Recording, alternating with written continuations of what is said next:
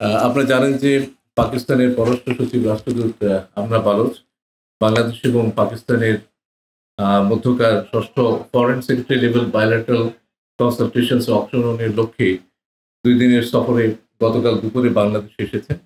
আজ আমি এবং পাকিস্তানের পররাষ্ট্র সচিব রাষ্ট্রদূত আমনা বালোচ দুদেশের মধ্যে অনুষ্ঠিত foreign secretary level bilateral consultations এর নিজ নির্দেশে নেতৃত্ব দিয়েছি।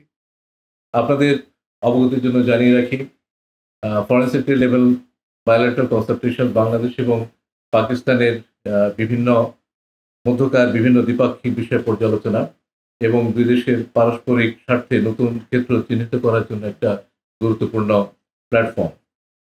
আজকের এই সভায় উভপক্ষ দ্বিপাক্ষিক সম্পর্কের বিভিন্ন বিষয়াদি পর্যালোচনা করে এবং আরও সহযোগিতার সম্ভাব্য ক্ষেত্রগুলি চিহ্নিত করে। উভয় পক্ষ দ্বিপাক্ষিক সম্পর্ক উন্নয়নে এবং দুই দেশের পারস্পরিক স্বার্থে বিভিন্ন ক্ষেত্রে সহযোগিতায় নতুন গতি আনার জন্য যোগ দেয়। সর্বশেষ পররাষ্ট্র সচিব পর্যায়ে যে বৈঠক দু দেশের মধ্যে অনুষ্ঠিত হয়েছিল সেটি অনুষ্ঠিত হয়েছিল ইসলামাবাদে ২০১০ সালে। পররাষ্ট্র সচিব পর্যায়ের আলোচনার পর পাকিস্তানের পররাষ্ট্র সচিব আজ মাননীয় প্রধান উপদেষ্টার সাথে তার কার্যালয়ে সাক্ষাৎ করেছেন। পাকিস্তানের সাথে আমাদের বিদ্যমান সম্পর্ককে আরও এগিয়ে নেবার ব্যাপারে মাননীয় প্রধান উপদেষ্টা তার আশাবাদ ব্যক্ত করেন। তিনি দুদেশের মধ্যে বিদ্যমান দ্বিপাক্ষিক সম্পর্কের নানা দিক নিয়ে আলোচনা করেন। মাননীয় প্রধান উপদেষ্টার সাথে সাক্ষাতের আগে পাকিস্তানের পররাষ্ট্র সচিব মাননীয় পররাষ্ট্র উপদেষ্টার সাথেও সাক্ষাৎ করেছেন, সৌজন্য সাক্ষাৎ করেছেন। আমি এখন আজকে পররাষ্ট্র সচিব পর্যায়ে যে বৈঠক হয়েছে সেই বৈঠকে যে আলোচনা হয়েছে সেগুলো সংক্ষেপে আপনাদের সামনে তুলে ধরছি। আপনারা জানেন যে পাকিস্তান দক্ষিণ এশিয়া আমাদের অন্যতম গুরুত্বপূর্ণ প্রতিবেশী। সকল প্রতিবেশীদের সাথে সম্পর্ক এগিয়ে নিয়ে যাওয়া আমাদের পররাষ্ট্র নীতির অন্যতম লক্ষ্য। এই প্রেক্ষিতে আজকের যে বৈঠক হয়েছে সেই বৈঠকে দুই প্রতিনিধি দল বাংলাদেশ এবং পাকিস্তানের মধ্যে বিদ্যমান সম্পর্ককে সামনের দিনগুলোতে আরো এগিয়ে নেবার ব্যাপারে একমত হয়েছে। এছাড়া আঞ্চলিক এবং আন্তর্জাতিক বিভিন্ন ইস্যু এবং দুই দেশের মধ্যে বিদ্যমান ঐতিহাসিকভাবে অমীমাংসিত বিষয়গুলো নিয়ে আলোচনা হয়েছে।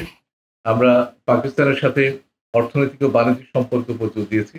পাকিস্তানের বাজারে বাংলাদেশের পণ্যের রপ্তানি বাড়াতে বাজারে প্রবেশের সুযোগ বৃদ্ধি, বাণিজ্য প্রক্রিয়া সহযোগীকরণ এবং শুল্ক বাধা দূরীকরণ ও বাংলাদেশে পাকিস্তানের বিনিয়োগ বৃদ্ধিকরণের জন্য তাদেরকে আমরা আহ্বান জানিয়েছি। কৃষি, মৎস্য ও প্রাণী সম্পদ খাতে সহযোগিতা বৃদ্ধির জন্য আলোচনা হয়েছে, যাতে প্রযুক্তি, উন্নত প্রজাতি এবং অভিজ্ঞতা বিনিময়ের মাধ্যমে উৎপাদন বৃদ্ধি করা যায়। এছাড়া জলবায়ু পরিবর্তন মোকাবেলা ও বন্যা প্রতিরোধে দুদেশের অভিজ্ঞতা বিনিময়ের উপর জোর দেওয়া হয়। বাংলাদেশ ও পাকিস্তানের মধ্যে পরিবহন এবং যোগাযোগ ব্যবস্থার উন্নয়নের বিষয়ে আলোচনা হয়েছে। আপনারা জানেন যে সাম্প্রতিককালে দুদেশের মধ্যে সরাসরি শিপিং রুট চালু হয়েছে এবং সরাসরি ফ্লাইট পুনরায় চালু করার মাধ্যমে দুই দেশের জনগণের মধ্যে যোগাযোগ এবং ব্যবসা বাণিজ্য বৃদ্ধির বিষয়টিও আজকের আলোচনায় স্থান পেয়েছে। আমরা আশা করছি যে খুব শীঘ্রই দুই দেশের মধ্যে সরাসরি ফ্লাইট চালু করা সম্ভব হবে। আমরা উচ্চশিক্ষা এবং বৈজ্ঞানিক শিক্ষায় পারস্পরিক সহযোগিতার নতুন সুযোগ সন্ধানের উপর গুরুত্ব দিয়েছি এবং এ সকল ক্ষেত্রে পারস্পরিক শিক্ষাবৃত্তির সংখ্যা বৃদ্ধির উপর গুরুত্ব আরোপ করেছি। পাশাপাশি সংস্কৃতি ও ক্রীড়ার ক্ষেত্রে সম্পর্ক জোরদার করার প্রয়োজনীয়তার কথাও আলোচনা এসেছে। দুই দেশের শিল্পী, চিত্রশিল্পী, সঙ্গীত শিল্পী, লেখক ও শিক্ষাবিদদের সফরের মাধ্যমে সাংস্কৃতিক বিনিময়কে উভয় পক্ষ থেকে উৎসাহিত করা হয়েছে।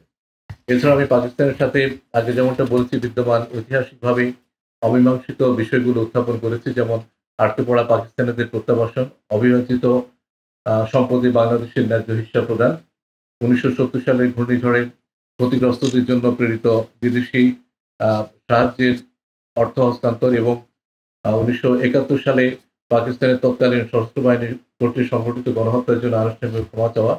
আমরা বলেছি দক্ষিণ এশিয়া বাংলাদেশের বন্ধু প্রতিবেশী দেশ হিসেবে আমরা পাকিস্তানের সাথে বিদ্যমান ঐতিহাসিকভাবে যে অমীমাংসিত সমস্যাগুলো আছে সেগুলো দ্রুততম সময়ের মধ্যে নিষ্পত্তির মাধ্যমে একটি মজবুত, কল্যাণমুখী এবং ফরওয়ার্ড লুকিং সম্পর্ক গড়ে তোলার জন্য পাকিস্তানের সহযোগিতা চেয়েছি এবং এ লক্ষ্যে আমরা একযোগে কাজ করার উপরও গুরুত্ব দিয়েছি।